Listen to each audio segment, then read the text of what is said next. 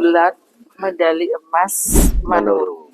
Ini luar biasa Bapak, Ketua Umum Apkasindo Indonesia. Iya. Iya, saya mau meja hijaukan Bapak di podcast. Oh, meja Hijau. meja hijau. Oke. Iya, meja hijau. Iya. Iya. Ini ajang ini Pak, ajang diskusi di meja hijau kita ya pada kesempatan ini. Ya, terkait dengan kedatangan Bapak untuk melantik dan mengukuhkan DPW Apkasindo Papua Selatan. Ya. Mungkin secara garis besar ruang lingkup dari Apkasindo itu sendiri seperti apa, dan tentunya pasti ada rencana-rencana ke depan terhadap kinerja dari program-program DPW Apkasindo di Papua Selatan ini. Iya. Silakan. Baik, Apkasindo itu tersebar di 25 provinsi, salah satunya itu di Papua Selatan. Dalam mengembang misinya, dia itu saya sederhanakan sebagai jembatan. Jembatan daripada pemerintah ke petani, jembatan petani kepada pemerintah. Jadi dia dua arah. Nah, di dalam pergerakannya, kita lebih fokus kepada peningkatan produktivitas dan SDM. Jadi Apkasindo itu membawahi dua tipologi petani, petani swadaya dan petani bermitra. Nah, jadi khusus untuk Papua Selatan ini kan cukup menarik nih. Dari berbagai informasi yang saya dapat tadi dan sebelumnya menggambarkan bahwa petani sawit di Papua Selatan itu belum merdeka. Artinya lebih tepatnya saya bilang masih dijajah. Tidak ada transparansi dengan plasmanya dan juga berapa hasil panennya juga tidak tahu, dan kapan selesai utangnya juga nggak tahu. Maka saya bilang tadi, wah ini kita lapor ini ke Satgas PKH ini. Karena tidak ada keterbukaan di mana lahan petani. Di mana itu lahan yang untuk plasmanya dan bagaimana hitungannya gitu. Jadi sangat dirasa penting lah lahirnya Apkasindo di Provinsi Papua Selatan, sehingga ke depan petani sawit ada yang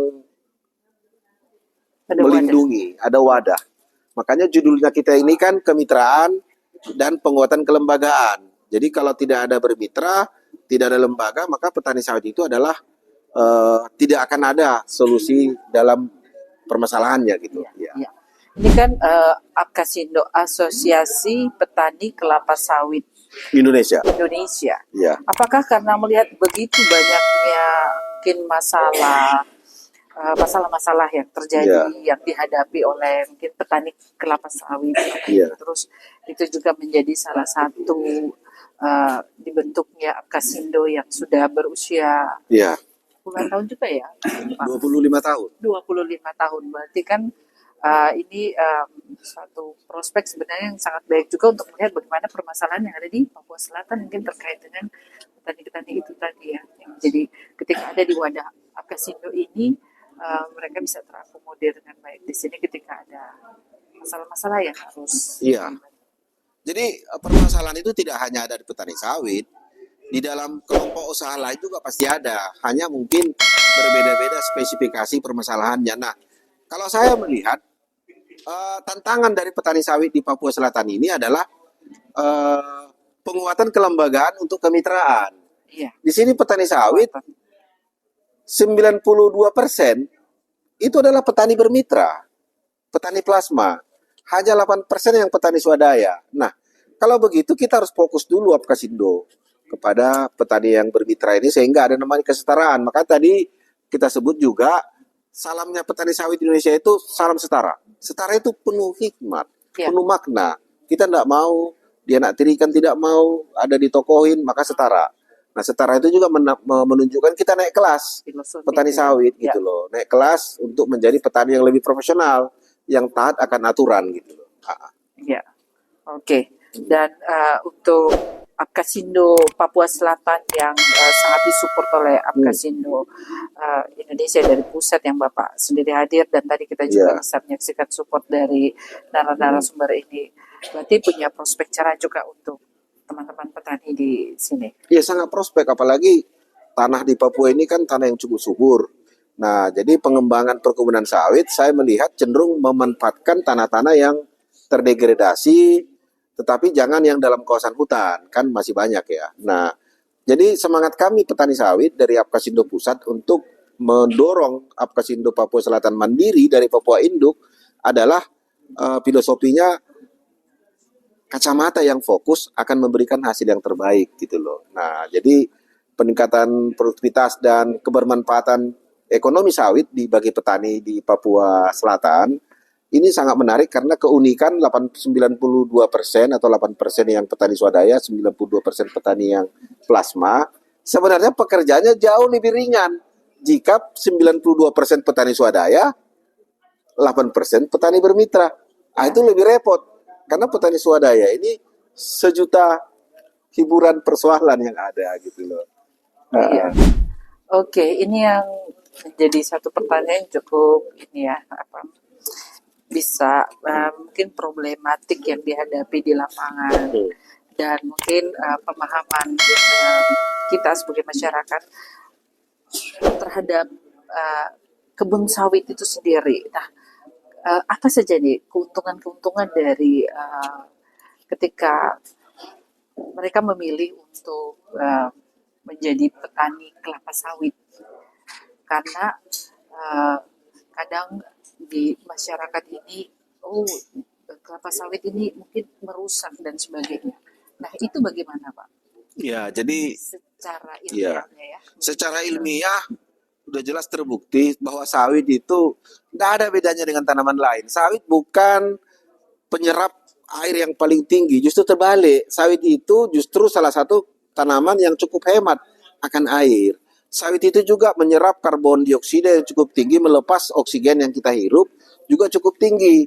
Jadi kalau dia tanaman hijau, ya pasti dia mengeluarkan menyerap karbon dioksida dan juga menghasilkan oksigen, dan pasti dia menggunakan air, nggak mungkin dong. Tetapi kalau di ranking tanaman mana yang paling rakus terhadap air, sawit justru masuk kelompok yang paling hemat.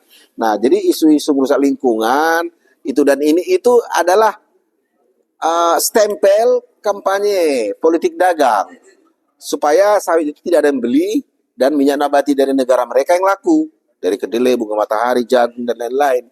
Itu sederhana kok. Cuman kita jangan mau mengikuti musik orang sebelah. Kita buat sendiri musik kita. Karena sawit itu telah membantu ekonomi Indonesia menjadi motor atau lokomotif daripada ekonomi Indonesia, dan sudah terbukti berapa kali ya kita krisis ekonomi global, Indonesia selalu selamat itu karena sawit. Itu nggak ada yang bisa memungkirin itu. Dan saya pikir Papua Selatan harus meraih haknya. Jangan hanya dikatakan kawasan hutan, kawasan hutan, kawasan hutan, kawasan hutan. Emang masyarakat bisa sejahtera dari hutan, bisa ekonominya. Kan hutan itu juga kan ada batas-batas luasnya. Ya kalau masih memungkinkan ditambah kawasan perkebunan sawit, kenapa tidak? Tetapi harus mengedepankan masyarakat setempat sebagai mitra perusahaan. Gak usah lagi kita ulangi cara-cara masa lalu dengan mengatakan HGU tidak termasuk dari plasma yang 20%.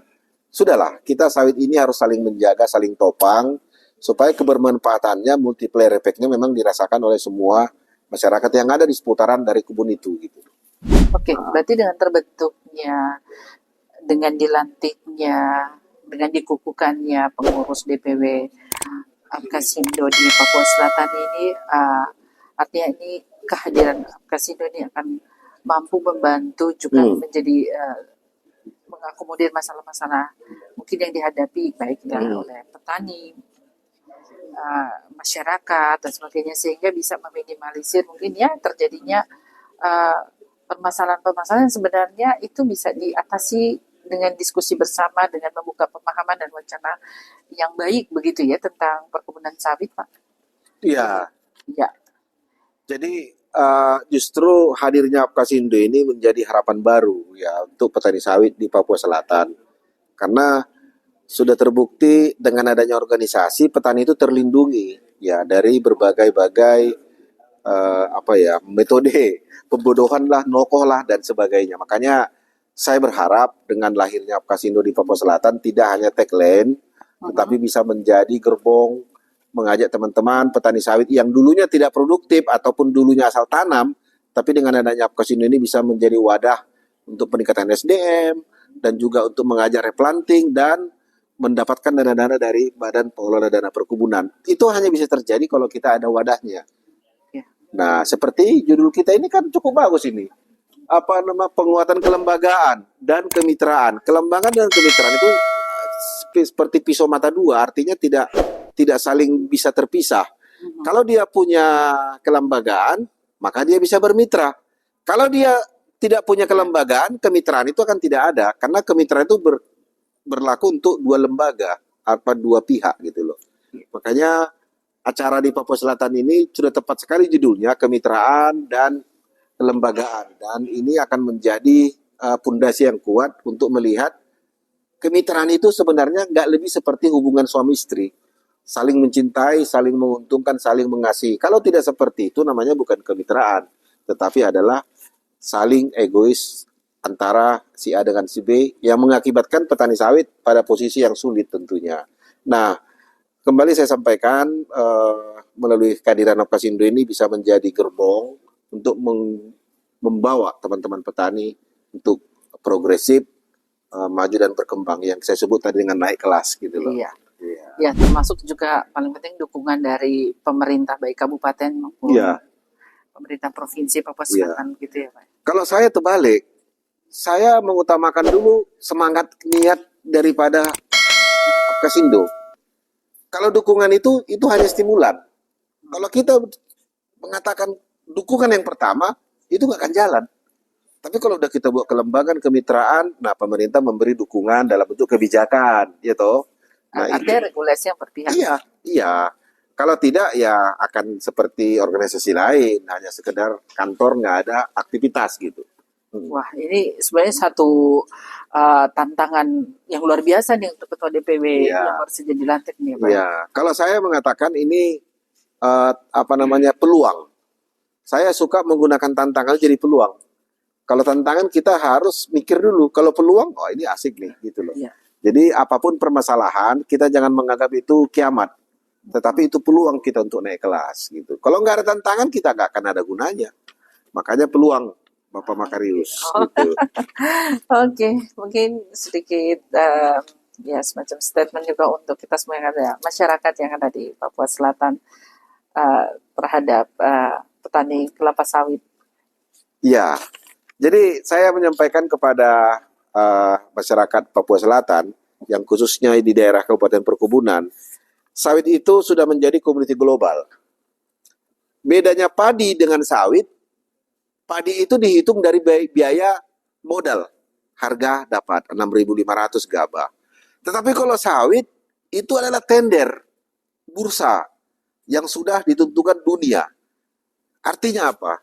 Semakin mendunianya minyak sawit Indonesia, maka semakin tinggi nilai tukar petani sawit, NTP. Nah, kalau sudah itu kita tahu sebagai sumber pendapatan yang sangat prospek, saya pikir pemerintah juga harus mendukung. Karena masyarakat itu mau bekerja, menanam kebun sawit, tentu pemerintah memfasilitasi buat jalan, membuat pabrik, ataupun namanya mempermudah akses-akses ke bank. Nah, dengan demikian petani sawit itu merasa ada bapaknya atau rumahnya itu pemerintah. Kalau kita menyuruh masyarakat nanam jagung, pasti yang terjadi ntar panen gak ada yang beli. Harganya berapa? Nah, tapi kalau nanam sawit, tinggal buat pabriknya, diolah jadi apa, bahkan sekarang sudah menjadi komite rebutan seperti kata Bapak Presiden Prabowo, setiap dia ke beberapa negara, dia dipuja-puji sebagai negara yang hebat, kuat dari segi ketersediaan sumber bahan energi, sumber pangan dari sawit. Bahkan beberapa negara minta langsung sebagai mitra strategis untuk jual beli CPO-nya. Saya pikir kita juga harus bangga. Kalau ada orang mengatakan sawit itu begini-begini, ya katakanlah katanya, kita harus bekerja menghasilkan sesuatu yang bermanfaat untuk orang banyak. Kalau katanya tidak bisa ngasih kita makan, kenapa kita dengar katanya? Terima kasih. Gulat Panuru. Luar biasa. Oke, yang penting juga aspek lingkungannya tetap terjaga. Oh iya dong. Haruslah. Itu 3 dimensi keberlanjutan, dimensi ekonomi, dimensi sosial, dimensi lingkungan. Tidak boleh satu dari yang 3 ini saling mendahului. Harus setara. Itulah setara petani sawit Indonesia. Iya, setara petani sawit. Sama Bapak Gulat Manuru. Luar biasa, terima kasih Pak sudah dimeja-hijaukan pada kesempatan ini. Ya, baik. Sukses selalu. Terima kasih Papua Selatan, I love you. Love you too.